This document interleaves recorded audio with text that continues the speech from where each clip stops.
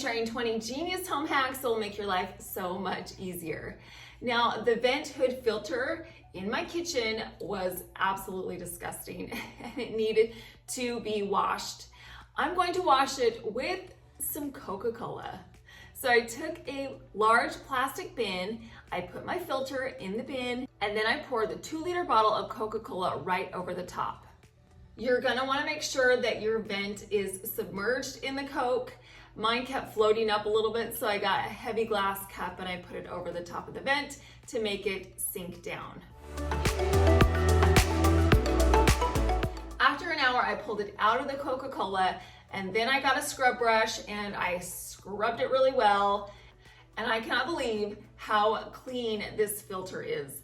That Coca-Cola, it dissolved all of that grease and grime. In fact, let's go back to the Coke and look at it. Can you see all those floaties in there? It's so gross. I actually had 2 of these filters and I only washed one, so I could show you a side-by-side comparison of how clean the vent that was put in the Coke is versus our original vent. It's a dramatic difference. So if you're looking for an easy shortcut to clean your vent hood filter, get a 2-liter bottle of Coke. It will dissolve the grease and grime and make it look like it's brand new. Have you ever seen those spray can handles that you put over the top of your spray paint to make it easier and more comfortable to spray your paint? Well, don't buy one quite yet. What you're gonna wanna do is get your can of spray paint, and if you have a leftover WD-40 can with this handle at the top, all you're gonna wanna do is swap this handle and put it onto this nozzle. I removed the nozzle from off the can of the WD-40, and I also removed the nozzle from the spray paint, and I just swapped them. They fit over the top of each other. So I pressed the WD-40 nozzle over the top of the spray paint. Then we went outside and I got a piece of scrap wood and we're going to do a test for you. Now first you're gonna wanna clear it out, so spray a couple of times just to clear out that nozzle and make sure there's no WD-40 in there. And now you can spray over the top of your wood.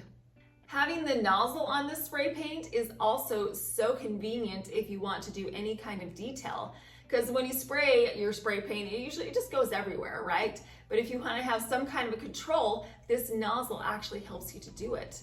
Plus, it's a lot more comfortable to spray the spray paint using this nozzle as opposed to the original nozzle.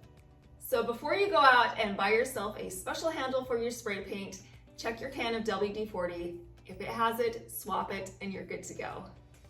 This next hack is actually one that I've never heard of before.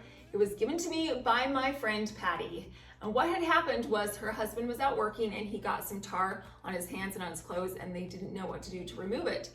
So they got some sunscreen.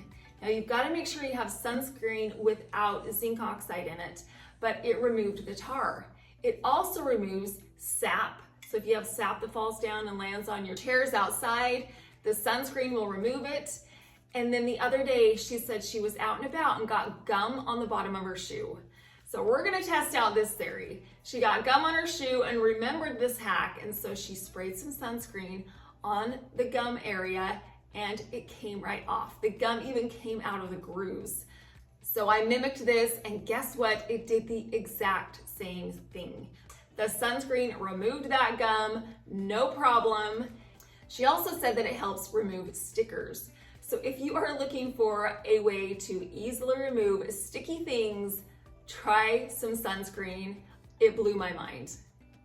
There are so many uses for a magic eraser. We're gonna talk about one of them right now, and it is to use it to help stain your wood. Now I've got a piece of wood and some stain, and I took my magic eraser, I dipped it in the stain, and then I began to paint on my wood. This was such a great alternative to a paintbrush because it put that stain on that wood very smoothly. There wasn't any drips because that magic eraser absorbed the stain. And then when I needed more stain, all I had to do was squeeze the magic eraser and more stain came out. And then at the end, all I had to do was wipe the excess stain off of the wood. This was such a great alternative to using a paint sponge or a paintbrush So if you don't have a paintbrush lying around the house and you need to do a quick stain, grab a magic eraser. It's a great alternative.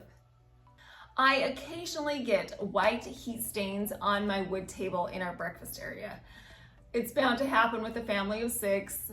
And a couple years ago, I tried out this hack with a lot of skepticism, and it worked beautifully, and I've been doing it ever since. What you're gonna wanna do if you have a white heat stain on your table is get an iron and a cloth. You're gonna take this cloth, you're gonna put it over the white heat stain, and then you're going to get your iron. You're gonna set your iron to the steam setting. Then you're gonna press your iron over the top of the rag, leave it there for about 10 seconds, and then remove the iron. I don't know the logistics behind how this works, but it pulls those white heat stains out of the table every single time. And every time I'm amazed. It's just some kind of voodoo. I love it. So if you have a white heat stain on your table, give this hack a try. Next, we're gonna be doing some hacks with a laundry basket. Now this beautiful laundry basket is by Goodpick. They sent it to me, it arrived, I unboxed it, and then I shaped it into place. It was super easy. I love this tall, large laundry basket. There are so many things that you can do with a laundry basket like this. You don't just have to use these baskets for laundry. There are so many other things that you can put inside of laundry baskets, especially when they're this big. I love how big this Goodpick basket is. And the colors are awesome. It's got this beautiful kind of caramel color with the white at the top. And the handles are super convenient.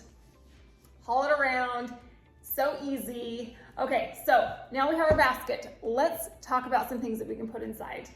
Now, we've got laundry, that's a given. You can put all kinds of other things inside, like big, bulky blankets or duvet covers. Now I have a feather duvet cover. Actually, I already have one in here, and I'm gonna add another one to it. Just kind of have to fold it up nicely. The air will come out, especially if it's a feather one like this. The next thing that you can put inside of your baskets is wrapping paper.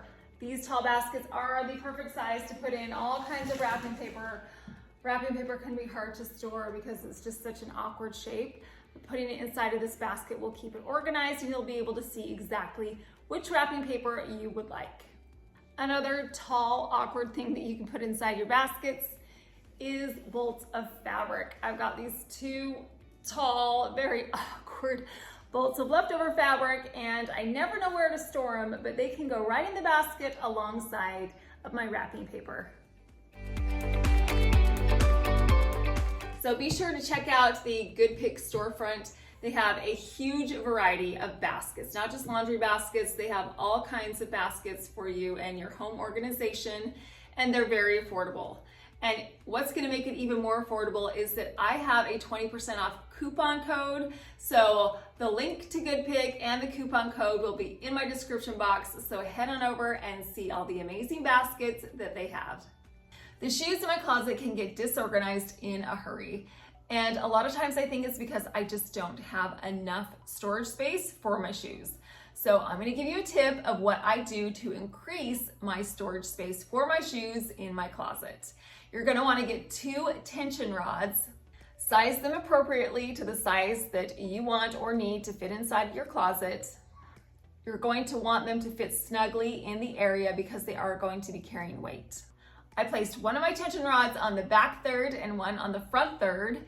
Now I can take my shoes and place them on top of these tension rods. The rods are strong enough, and when you press them tightly into place, they'll be able to carry the weight of a few pairs of shoes. And now I can place extra shoes underneath.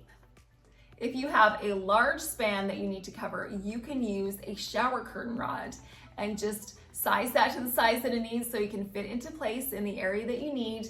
And now you have an extra shelf. So if you need some extra storage space in your closet, give this hack a try. I love hosting a party. I did a baby shower a couple weeks back, and we did some DIY decorations for that. During the summer, I did a bridal shower, and we created a whole bunch of DIYs and decorations for that party. Well, let's be honest, the decorations are fantastic, but I think the food is always the best part of any party. So let me show you a quick hack to get a beautiful party platter. You're gonna wanna get some strawberries and a large chocolate bar. I rinsed off my strawberries and I patted them dry. You want your strawberries to be dry so the chocolate will set on top of it. Then I got a pot of boiling water and I dropped my chocolate bar right into the boiling water. You're gonna wanna leave it there for 2 minutes or until it's completely melted. Then I got some tongs and removed the chocolate from the boiling water. Now all you need to do is snip off the end of the wrapper and you can drizzle that chocolate all over your strawberries. You could use this technique for pretzel rods or cookies or cake. There are so many food items that you could add this chocolate to, and how easy was that?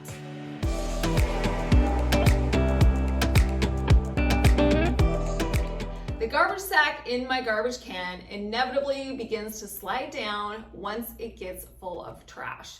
So a while back, I needed to figure out a way to combat this. So what I did was I got some command hooks and I put one about halfway down the garbage can on one side, and then I put a command hook on the other side in the exact same spot.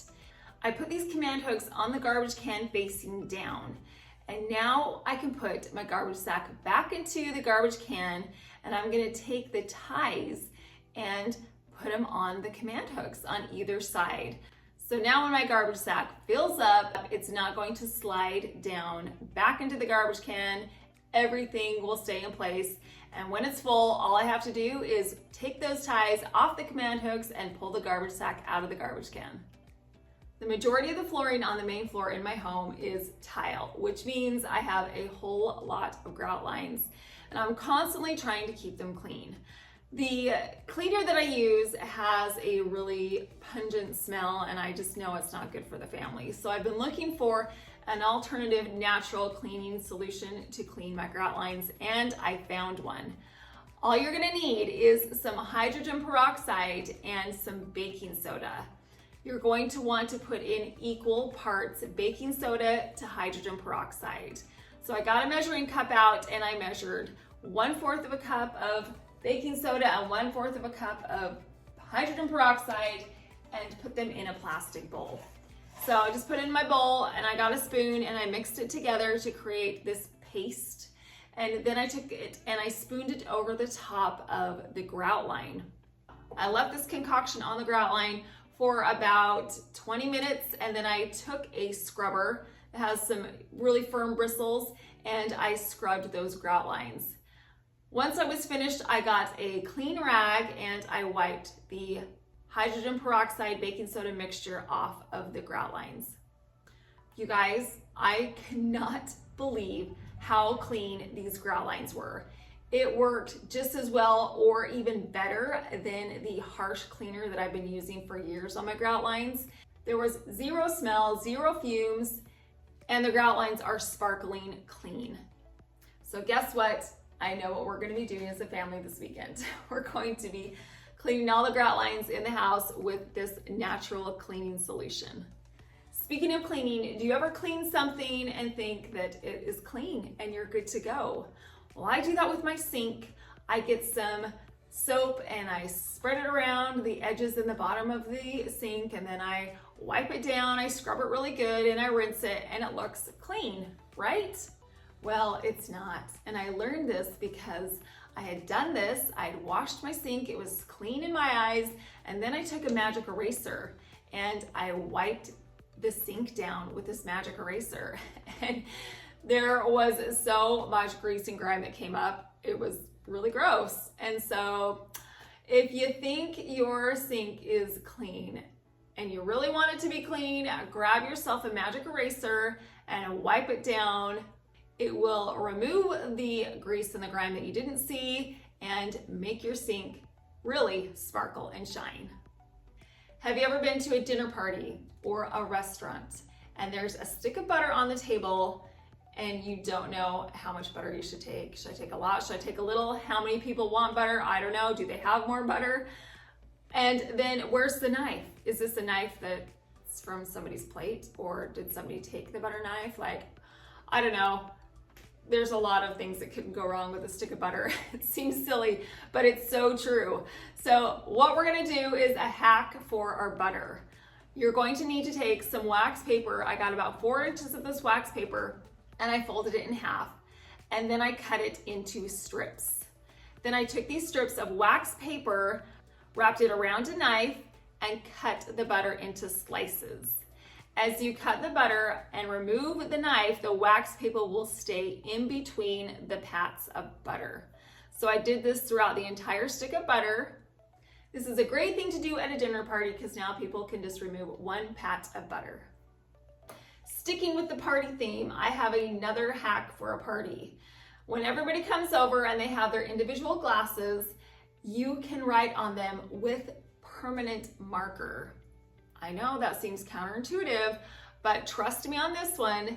Take a glass, and it has to be a glass, and write a name on it. So I'm gonna write my name on it with this permanent marker. And guess what? When the party's over, you can remove this permanent marker with a magic eraser. It came right off. I had no idea a magic eraser could remove permanent marker from glass surfaces. So if you have permanent marker on a glass surface, whether it's glasses like this, a bowl, a frame, anything, you can remove this permanent marker with a magic eraser. Here's another hack. If you have lost the nozzle to your vacuum, or you don't have a nozzle that's thin enough to fit into a small crack or crevice, all you need to do is get an empty paper towel roll or an empty toilet paper roll. Just press the ends together to form a thin slit, and then push the other end right into the nozzle on your vacuum. Now you have a makeshift attachment that will help you to vacuum up those hard to reach spots and create an attachment if you didn't have one or if one has been lost. It can be a chore to clean the crown molding or the corners in your rooms. Sometimes you get cobwebs there and you want to get them down, but you don't want to get a ladder, and it's not super safe to be standing on top of a chair. So let me show you a hack of how I clean my crown molding and the vents that are on my ceiling. I take my broom and a towel. I lay the towel flat and I place my broom in the center, and then I fold the towel around the broom. Next, I take a rubber band and I put it around the towel and the broom to hold it in place.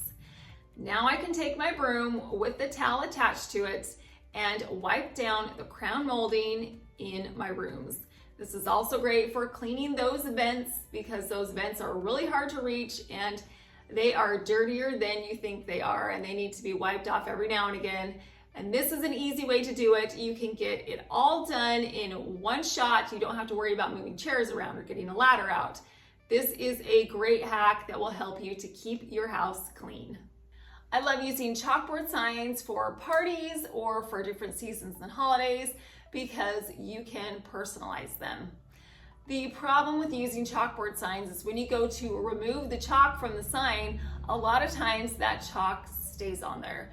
I can get a wet rag and wipe it off, but you can still see the shadow of what you've written that stays on the chalkboard sign. The way that I remove this extra chalk that you can barely see is with a magic eraser. I scrubbed my chalkboard sign with this magic eraser and the chalk comes right up.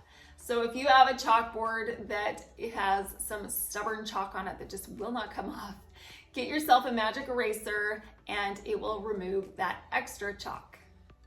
Do you ever look at your kids' toys or your grandkids' toys or your niece or nephew's toys and they are just so gross? Bless their little hearts. There's fingerprints all over them and like some snacks and all kinds of stuff, and they really need to be washed. And then also, what happens if somebody gets sick? You want to make sure that you clean those toys so you're not spreading germs. Well, what I have done in the past is I've taken these toys and I put them in the dishwasher. That way you can wash all these toys in one fell swoop. Before you put your toys in the dishwasher, you need to assess if it's a sturdy enough toy that can go through a cycle, because it is hot. The water will sanitize the toys, so you want to make sure that they're not going to warp or melt when you put them in the dishwasher. But this is an easy way that you can clean toys in bulk without having to wash them individually. We did a whole lot of hacks today. Hopefully one of these hacks will work for you to help make your life just a little bit easier. If you like this video and want to see more like it, please subscribe so I can share this with you. I appreciate you stopping by. Thank you so much for watching.